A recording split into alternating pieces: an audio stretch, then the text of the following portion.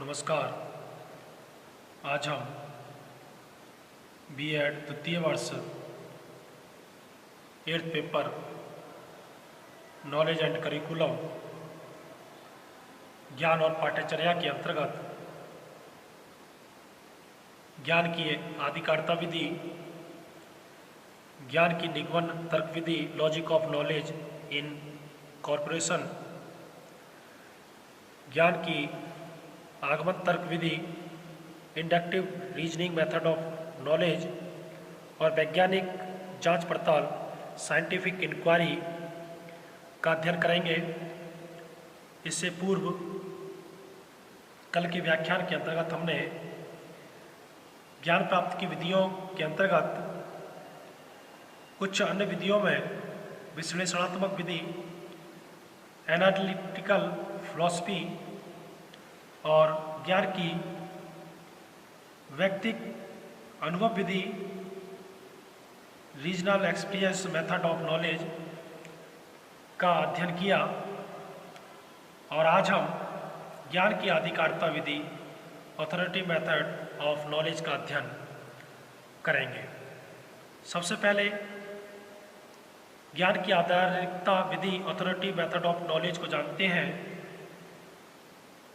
अनादिकाल से परंपरा रही है कि कोई भी व्यक्ति किसी भी समस्या, कोई भी कठिनाई या उसके मन के अंदर जिज्ञासा के उत्पन्न होने पर अपने से श्रेष्ठ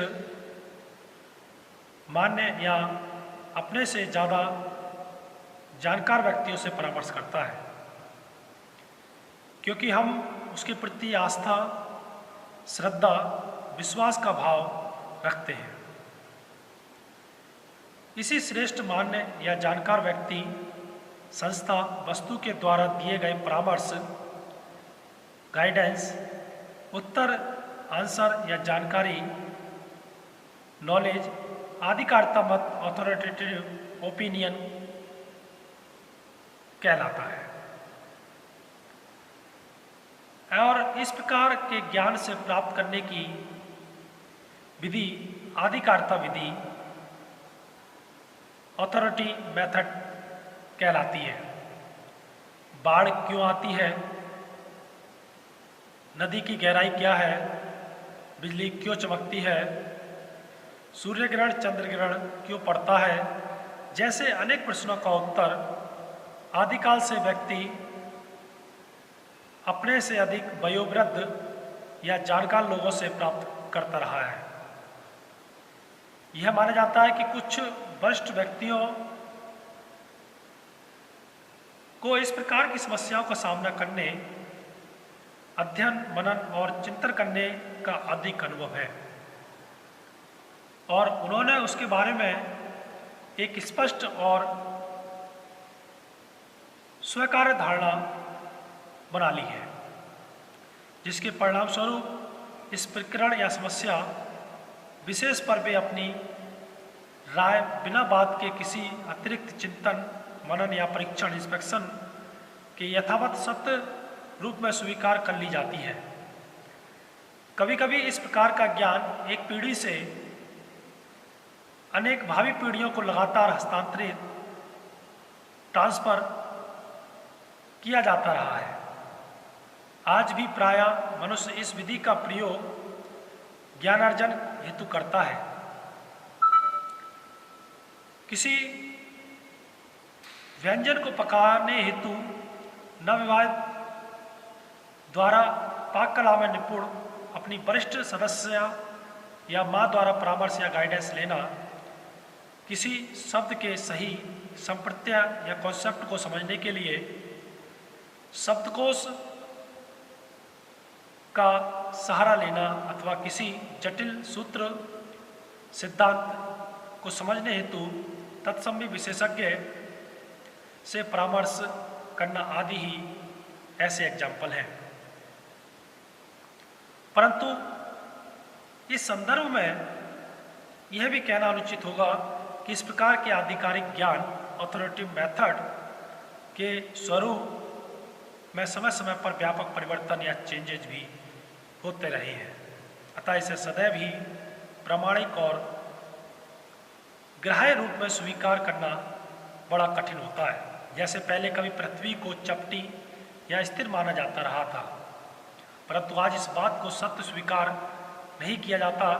वास्तव में विशेषज्ञ भी तत्कालीन अर्जित, स्वीकृत और स्थापित मत व्यक्त करते हैं, जिसमें कालांतर में चेंजेज आते रहते हैं और उसमें सुधार होता रहता है। ऐतिहासिक परिप्रेक्ष्य में यदि देखें तो अनेक तथ्य, नियम और सिद्धांत कई वर्षों तक मान्यता पाने के बाद अंततः गलत साबित हुए और उन्हें अस्वीकार करना पड़ा। यही कारण है कि नॉलेज या ज्ञान प्राप्त करने की इस विधि को भी एक प्राचीन विधि, एशियंट मेथड के रूप में जाना जाता है और नवीन ज्ञान के सृजन की प्रमाणिक विधि के रूप में स्वीकार नहीं किया जाता। दूसरी विधि, अगली विधि है ज्ञान की निगमन तर्क विधि, लॉजिक ऑफ नॉलेज इनकरप्शन या डिटेक्टिव मेथड ऑफ नॉलेज।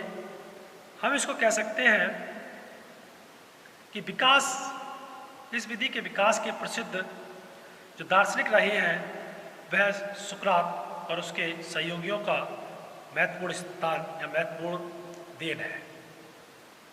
यह विधि तर्क या लॉजिक के रूप में ज्ञान से अज्ञात की ओर ले जाकर ज्ञान प्राप्ति में सहायक सिद्ध होती है। जो भी हमें ज्ञान है जिस चीज़ का भी, उससे हम ज्ञात से अज्ञात की ओर चले जाते हैं। इसका उदाहरण मैंने आपको पहले बताया था, जैसे राम और श्याम के दो बगीचे हैं। राम के खेत में एक पेड़ है नीम का, उसको बच्चा बहुत अच्छी तरीके से जानता है, उसे ज्ञात है। श्याम के बगीचे में वह कभी नहीं गया, तो बच्चा को हम बता सकते हैं कि जैसा पेड़ आपने राम के बगीचे में देखा है, ठीक वैसा ही पेड़ श्याम के बगीचे में भी है। तो बच्चा इससे ज्ञात से अज्ञात की ओर या ज्ञात से जो ज्ञात है उससे अज्ञात का अनुमान पूर्ण रूप से लगा लेता है। इस विधि को निरपेक्ष न्याय वाक्य के रूप नाम से भी जाना जाता है, क्योंकि इसमें प्रतिज्ञप्तियों प्रिजर्व के आधार पर न्याय वाक्यों को चार वर्गों अर्थात निरपेक्ष न्याय वाक्य, कैटेगरिकल सिलोजियम्स, वैकल्पिक न्याय वाक्य अल्टरनेटिव, परिकल्पित हाइपोथियल और एक नियोजन न्याय डिसजंक्टिव में विभक्त किया जा सकता है। इस प्रकार के निरपेक्ष न्याय वाक्य में तीन पद या तीन प्रतिज्ञप्ति या तीन कथन होते हैं जो इस प्रकार हैं, जैसे मुख्य आधार वाक्य या मुख्य प्रतिज्ञप्ति, मेजर प्रीमेज अर्थात इसकी जो सार्वभौमिक प्रकृति होती है। वही पक्ष आधार वाक्य या लघु प्रतिज्ञप्ति, माइनर प्रीमेज, विशिष्ट उदाहरण जब दिए जाते हैं और निष्कर्ष कॉन्क्लूजन, उपयुक्त होना प्रतिज्ञप्तियों का महत्व।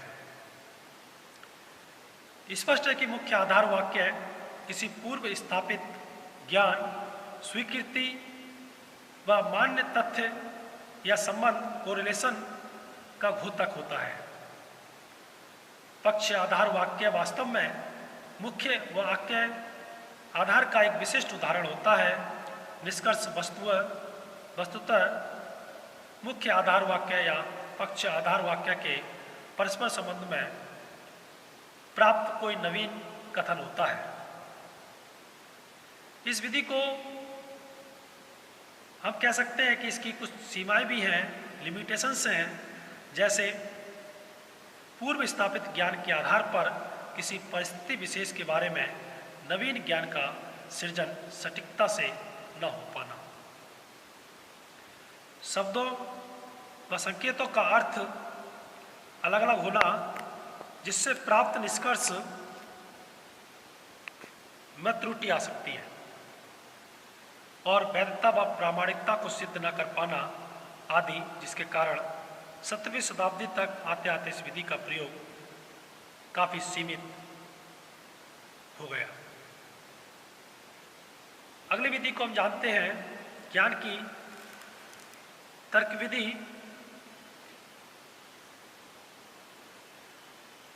Inductive reasoning method of knowledge.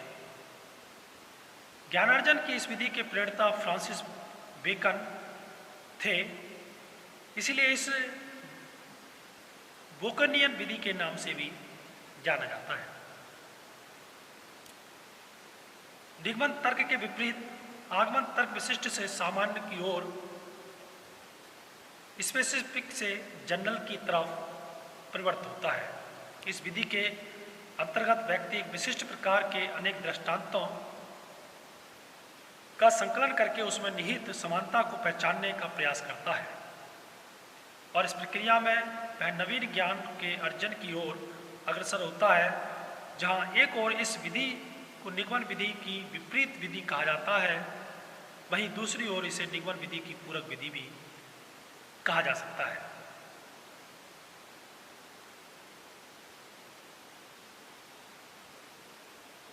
परंतु दोनों ही प्रकार की विधियों में निसंदेह विशिष्ट स्थिति के सामान्यीकरण जनरलाइजेशन द्वारा ही निष्कर्ष निकालने का प्रयास किया जाता है। कालांतर में इस विधि को भी छोड़ दिया गया और बौद्धिक क्षेत्रों में ज्ञान प्राप्ति की एक नवीन विधि की आवश्यकता महसूस की गई, जिसे हम कह सकते हैं अगली विधि वैज्ञानिक जांच पड़ताल, साइंटिफिक इंक्वायरी विधि है, जिसको हम कल के व्याख्यान के अंतर्गत अध्ययन करेंगे। धन्यवाद।